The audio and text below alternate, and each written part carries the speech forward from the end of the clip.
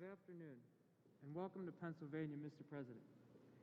My name is Mike Fiore, and I'm a senior line worker from Duquesne Light and a proud member of the International Brotherhood of Electrical Workers, Local 29, right here in Pittsburgh. From day one of this pandemic, me and my co-workers have been on the front lines. It's my job. There's no working from home. We've kept the lights on and the power running to communities throughout Western Pennsylvania. Every day I deal with our electrical grid, so I know how critical infrastructure is to our communities. That's why I'm so excited about Joe Biden's Build Back Better plan. Nearly everyone agrees that we need to modernize our roads, bridges, power grids, airports, and railroads. That we need to invest in new energy technologies and American-made manufacturing. But what President Biden is proposing isn't just an investment in infrastructure, it's an investment in good union jobs. It's an investment in good schools and strong communities. It is an investment in the future of so many forgotten paths in America. My brother teaches at Pine Richland High School in Gibsonia, just north of here, the same high school we both went to. The kind of investment Joe Biden is talking about would mean so much to his school and to his students, both now and in the years to come. For example, President Biden proposes a massive expansion of high-speed broadband, and that's critical to the health of so many small towns in this area. I've got 2 little kids at home myself, and I don't want to see them leave the area or even the state to find opportunities.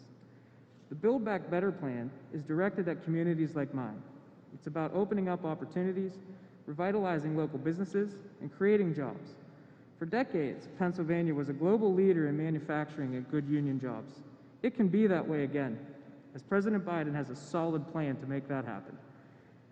I also don't want my kids growing up in a world where the threat of climate change hangs over their heads. That means investing in electrical vehicle charging infrastructures and all forms of clean power technology so we can slash carbon emissions and create tens of thousands of green energy jobs. Union jobs. And that's exactly what President Biden is proposing. Here's another reason I'm so excited about this. I'm 100% a union guy. It is in my blood. The union changed my life, and it gave me opportunities I could never have dreamed of. Being a line worker isn't always easy, but thanks to my union, I enjoy a great paycheck, strong health and retirement benefits, and a voice on the job. Here's who else is a union guy, Joe Biden, and he said again and again, unions built the middle class. That's why his plan supports collective bargaining rights. It supports a living wage and making sure the taxpayer money goes to supporting American-made manufacturing. The men and women of the IBEW are ready to get to work, rebuilding our infrastructure, retooling our plants, and revitalizing our communities and the middle class. We're ready to build America back better. So it is my pleasure and it is my honor to introduce the President of the United States, Joe Biden.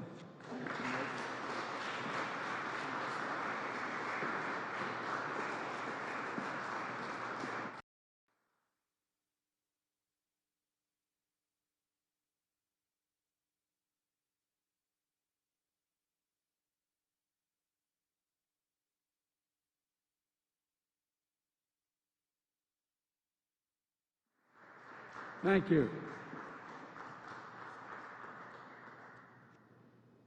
Gov, Mike asked me, and say to Bobby, my good friend, he asked me back there, he said, "Do you ever get nervous?" And he said, because I got up this morning, made breakfast for my kids, so I got to introduce the president. And what I said to you, Mike, you did a heck of a job, but I'd get nervous if I had to get up in the middle of the night, climb up a telephone pole, replace in the middle of a storm a connection that knocked out everybody's electricity, put a transformer in. That's what would make me nervous. So what you did was really good. I couldn't do what you do, pal. I couldn't do what you do. And I want to, and it's true, Mike, you're a union guy. Me too. I got in trouble, but I don't make any apologies for it. I'm a union guy. I support unions. Unions built the middle class. It's about time they start to get a piece of the action. To all my colleagues, from the county executive to the mayor, to everyone that's here, I want to say thank you. Thank you, Congressman, for the passport in your district, and I appreciate being here. I'm honored to be with you. 2 years ago, I began my campaign here in Pittsburgh, saying I was running to rebuild the backbone of America. And today, I return as your president to lay out the vision of how I believe we do that, rebuild the backbone of America. It's a vision not seen through the eyes of Wall Street or Washington, but through the eyes of hardworking people, like the people I grew up with, people like Mike and his union family, union workers in this Carpenters Training Center, people like the folks I grew up with in Scranton and Claymont, Delaware, people who get up every day, work hard, raise their family, pay their taxes, serve their country, and volunteer for their communities, and just looking for a little bit of breathing room, just a little bit of light. Ordinary Americans doing extraordinary things. People who break their necks every day for their families and the country they love. A country that, in fact, which on the day I was elected was in extreme distress, with the virus on a deadly rampage that has now killed over 500, I carry it in my pocket every day. I have the list of exactly how many have died. 547,296 Americans dead from the virus. More than all the people killed in World War I, World War II, the Vietnam War, 9/11. 547,296 Americans, and an economy that left millions out of work and created so much anxiety. That's why I moved so quickly to pass the American Rescue Plan with the help of my friends here in the Congress. I really mean that. It didn't pass by a whole lot, but with the leadership of Connor and Bobby and the Mayor, you got it done because it was an emergency. We needed to act to save jobs, to save businesses, to save lives. And that's what we did. We're beginning to see the results. We're on our way to having given 200 million vaccination shots in the first 100 days of my presidency. When I said I'd get 100 million done, people thought it was a significant exaggeration. We're going to get 200 million done, twice the original goal, because of all the help of all of you. Leading economists are now predicting our economy will grow 6% this year. That's a rate we haven't seen in years and years. We can cut child poverty in half this year. With the American Rescue Plan, we're meeting immediate emergencies. Now it's time to rebuild. Even before the crisis we're now facing, those at the very top in America were doing very well, which is fine. They were doing great. But everyone else was falling behind. The pandemic only made the division so much worse and more obvious. Millions of Americans lost their jobs last year, while the wealthiest 1% of Americans saw their net worth increase by $4 trillion. Just goes to show you how distorted and unfair our economy has become. It wasn't always this way. Well, it's time to change that. I note parenthetically that I got criticized for giving tax breaks to middle class and poor folks this last time. I didn't hear that cry, you and cry, when we were doing the same thing. When Trump's tax bill passed, 83% of the money went to the top 1%. You know, this is not to target those who've made it, not to seek retribution. This is about opening opportunities for everybody else. And here's the truth. We all will do better when we all do well. It's time to build our economy from the bottom up and from the middle out, not the top down. That hadn't worked very well. For the economy overall, it hadn't worked. Because Wall Street didn't build this country. You, great middle class, built this country. And unions built the middle class. And it's time, and this time, when we rebuild the middle class, we're going to bring everybody along. Regardless of your background, your color, your religion, no matter, everybody gets to come along. So today, I'm proposing a plan for the nation that rewards work, not just rewards wealth. It builds a fairer economy that gives everybody a chance to succeed. And it's going to create the strongest, most resilient, innovative economy in the world. It's not a plan that tinkers around the edges. It's a once-in-a-generation investment in America, unlike anything we've seen or done since we built the interstate highway system and the space race decades ago. In fact, it's the largest American jobs investment since World War II.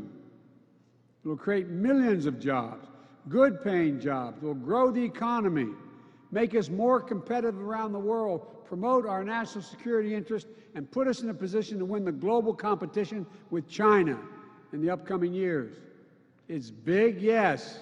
It's bold, yes. And we can get it done. It has two parts: the American Jobs Plan and the American Families Plan. Both are essential to our economic future. In a few weeks, I'll talk about the Americans' Family Plan, but today, I want to talk about the Americans' Jobs Plan. I'll begin with the heart of the plan. It modernizes transportation infrastructure, our roads, our bridges, our airports. I just left your airport. The director of the airport said we're about to renovate the airport. Is that right, Mr. County Executive? We're going to innovate. We're going to employ thousands of people. And she looked at me and said, I can't thank you enough for this plan. It grows the economy in key ways. It puts people to work to repair and upgrade that we badly need. It makes it easier and more efficient to move goods, to get to work, and to make us more competitive around the world. Some of you local officials know when someone wants to come in the area and a company wants to invest, what do they ask? Where's the first rail bed? How can I get to the railroad? What access to the interstate do I have? What's the water like? Tell me about it. It goes on and on. It's about infrastructure. The American Jobs Plan will modernize 20,000 miles of highways, roads, and main streets that are in difficult shape right now. It'll fix the nation's 10 most economically significant bridges in America that require replacement. Remember that bridge that went down? We got 10 most economically significant bridges with more commerce going across it that need to be replaced. We'll also repair 10,000 bridges, desperately needed upgrades to unclog traffic, keep people safe, and connect our cities, towns, and tribes across the country. The American Jobs Plan will build new rail corridors and transit lines, easing congestion, cutting pollution, slashing commute times, and opening up investment in communities that become connected to the cities and cities to the outskirts, where a lot of jobs are these days. It'll reduce the bottlenecks of commerce at our ports and our airports. The American Jobs Plan will lead to a transformational progress in our effort to tackle climate change with American jobs and American ingenuity, protect our community from billions of dollars of damage from historic superstorms, floods, wildfires, droughts, year after year, by making our infrastructure more secure and resilient and seizing incredible opportunities for American workers and American farmers in a clean energy future. Skilled workers, like one we just heard from, building a nationwide network of 500,000 charging stations, creating good-paying jobs by leading the world in the manufacturing and export of clean electric cars and trucks. We're going to provide tax incentives and point-of-sale rebates to help all American families afford clean vehicles of the future. The federal government owns an enormous fleet of vehicles, which are going to be transitioned to clean electric vehicles and hydrogen vehicles right here in the United States of America by American workers with American products. When we make all of these investments, we're going to make sure, as the executive order I signed early on, that we buy American. That means investing in American-based companies and American workers. Not a contract will go out that I control that will not go to a company that is an American company with American products all the way down the line and American workers. And we'll buy the goods we need from all of America, communities that have historically been left out of these investments.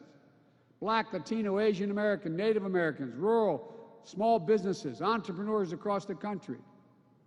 Look, today, up to 10 million homes in America and more than 400,000 schools and child care centers have pipes where they get their water from, pipes that are lead-based pipes, including pipes for drinking water. According to scientists, there is simply no safe exposure to lead for a child. Lead can slow development, problems. The American Jobs Plan will put plumbers and pipe fitters to work, replacing 100% of the nation's lead pipes and service lines. So every American, every child can turn on a faucet of a fountain and drink clean water. With each $5,000 investment, replacing a line that can mean up to $22,000 in health care costs saved. Chance to protect our children, help them learn and thrive. We can't delay. We can't delay another minute. It's long past due.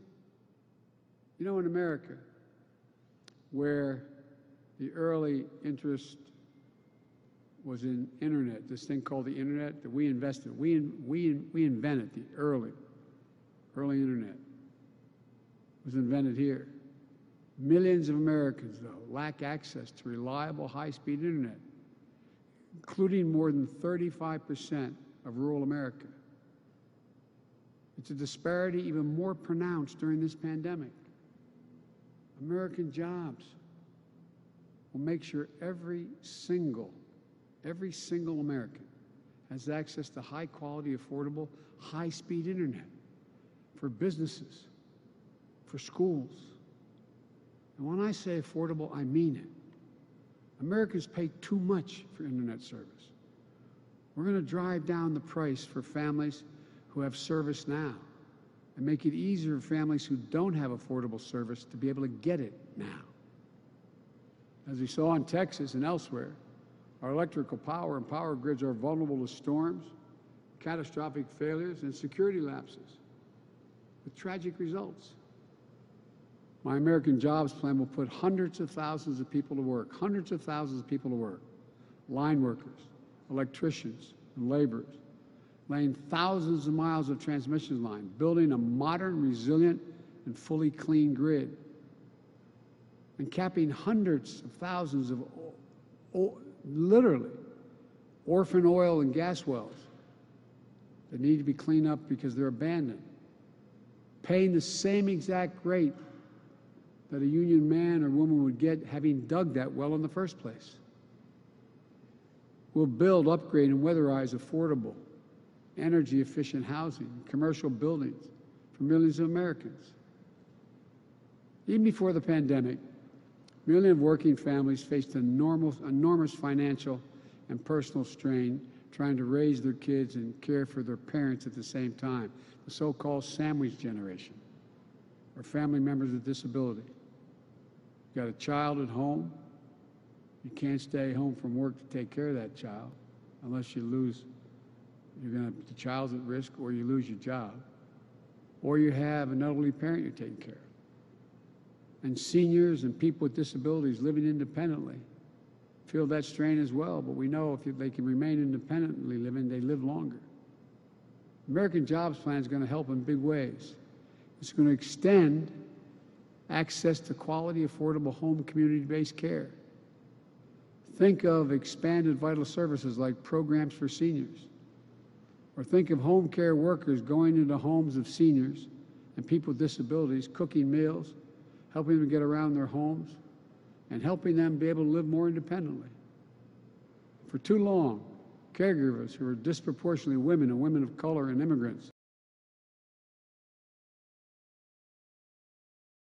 The American Families Plan changes that with better wages, benefits, and opportunities for millions of people who will be able to get to work in an economy that works for them.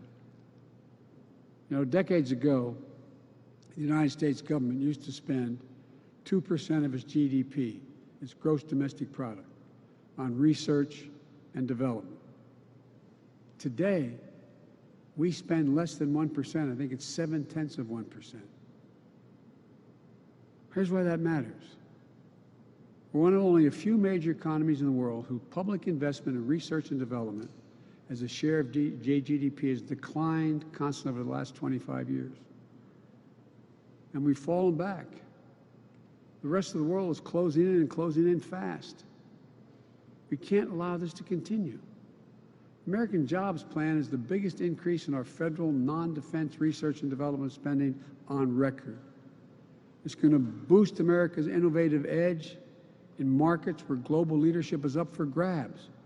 Markets like battery technology, biotechnology, computer chips, clean energy, the competition with China in particular.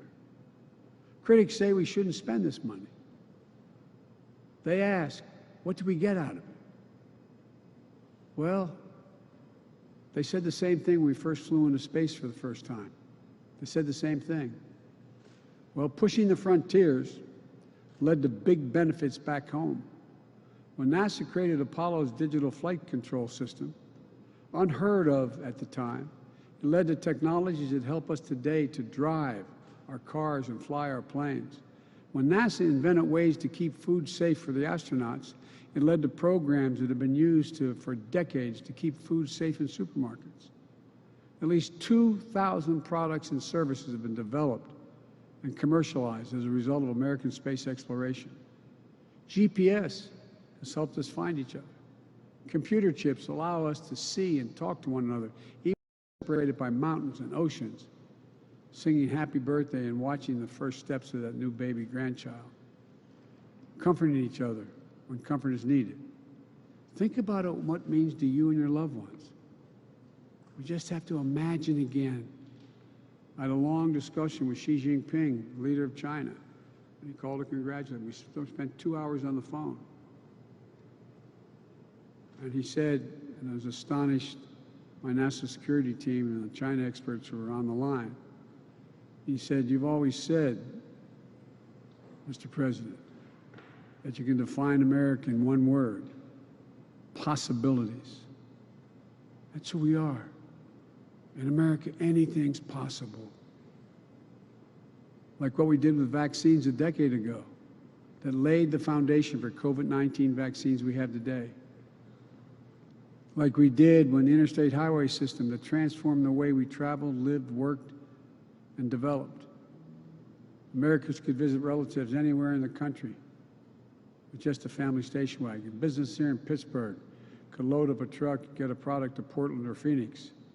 To this day, about a quarter of all the miles Americans drive each year on one of those very original highways. Imagine what we can do, what's within our reach if we modernize those highways. You and your family could travel coast to coast without a single tank of gas on board a high-speed train. We can connect high-speed, affordable, reliable internet wherever you live. Imagine knowing that you are handing your children and grandchildren a country that will lead the world in producing clean energy technology and will need to address one of the biggest threats of our time. That's what we'll do. Altogether, along with the American Rescue Plan, the proposal I put forward will create millions of jobs, estimated by some Wall Street outfits over 18 million jobs over 4 years. Good paying jobs. It also works to level the playing field, empower workers, and ensure that the new jobs are good jobs that you can raise a family on, and ensure free and fair choice to organize and bargain collectively. That's why my plan asks Congress to pass the Protecting the Right to Organize Act, the PRO Act, and send it to my desk. This plan is important, not only for what and how it builds, but it's also important to where we build. It includes everyone, regardless of your race or your zip code. Too often, economic growth and recovery is concentrated on the coast.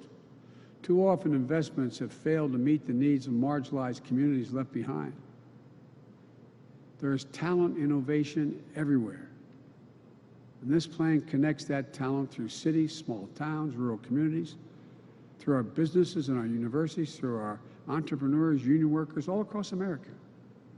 We have to move now.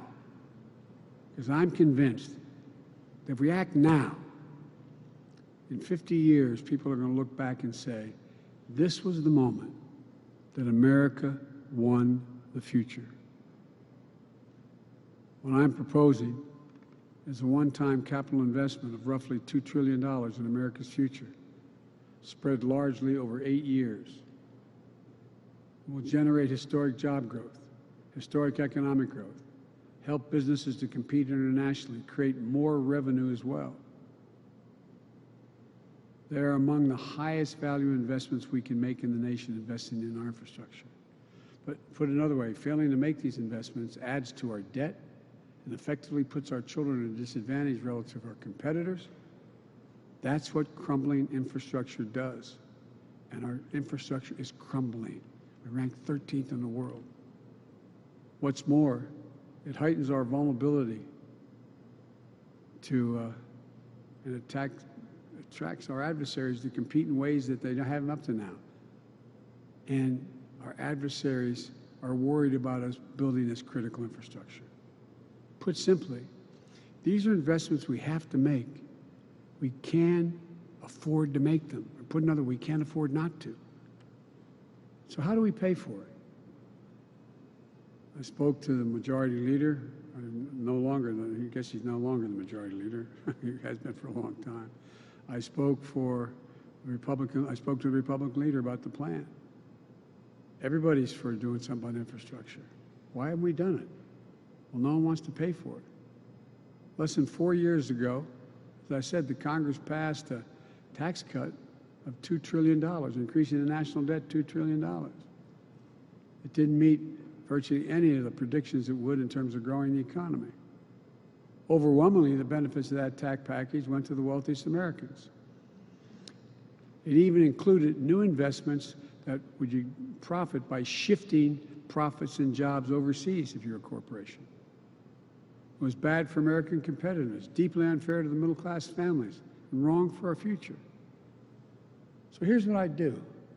I start with one rule. No one, let me say it again, no one making under $400,000 will see their federal taxes go up, period. This is not about penalizing anyone. I have nothing against millionaires and billionaires. I believe American capitalism. I want everyone to do well. But here's the deal. Right now, a middle-class couple, a firefighter and a teacher, with 2 kids making a combined salary of, say, $110,000, $120,000 a year, pays 22 cents for each additional dollar they earn in federal income tax. But a multinational corporation that builds a factory abroad, brings it home and sells it, they pay nothing at all. We're going to raise the corporate tax. It was 35%, which was too high. We all agreed 5 years ago it should go down to 28%, but they reduced it to 21%. We're going to raise it back to up to 28%. No one should be able to complain about that. It's still lower than what that rate was between World War II and 2017. Just doing that one thing will generate $1 trillion in additional revenue over 15 years. In 2019, an independent analysis found that there are 91, let me say it again, 91 Fortune 500 companies, biggest companies in the world, including Amazon, that use various loopholes so they pay not a single solitary penny in federal income tax. I don't want to punish them. That's just wrong. That's just wrong. Farmer and teacher paying 22%. Amazon and 90 other major corporations paying 0 in federal taxes. I'm going to put an end to that. Here's how we'll do it. We're establishing a global minimum tax for U.S. corporations at 21%. We're going to level the international playing field. That alone will raise $1 trillion over 15 years. We'll also eliminate deductions by corporations for offshoring jobs and shifting assets overseas. You do that, you pay a penalty. You don't get a reward, in my plan. And use the savings from that to give companies tax credits to locate manufacturing here and manufacturing and production here in the United States. And we'll significantly ramp up the IRS enforcement against corporations who either fail to report their incomes or underreport. It's estimated that could raise hundreds of billions of dollars. All this adds up to more than what I proposed to spend in just 15 years. It's honest, it's fiscally responsible, and by the way, as the experts will tell you, it reduces the debt, the federal debt over the long haul. But let me be clear. These are my ideas on how to pay for this plan. If others have additional ideas, let them come forward. I'm open to other ideas so long as they do not impose any tax increase on people making less than $400,000. Let me close with this. Historically, infrastructure had been a bipartisan undertaking, many times led by Republicans. It was Abraham Lincoln who built the Transcontinental Railroad. Dwight Eisenhower, Republican, the interstate highway system. I could go on. And I don't think you'll find a Republican today in the House or Senate, maybe I'm wrong, gentlemen, who doesn't think we have to improve our infrastructure. They know China and other countries are eating our lunch. So there's no reason why it can't be bipartisan again. The divisions of the moment shouldn't stop us from doing the right thing for the future. I'm going to bring Republicans into the Oval Office, listen to them, what they have to say, and be open to other ideas. We'll have a good faith negotiation with any Republican who wants to help get this done. But we have to get it done. I truly believe we're in a moment where history is going to look back on this time as a fundamental choice having been made between democracies and autocracies. You know, there's a lot of autocrats in the world who think the reason why they're going to win is democracies can't reach consensus any longer. Autocracies do.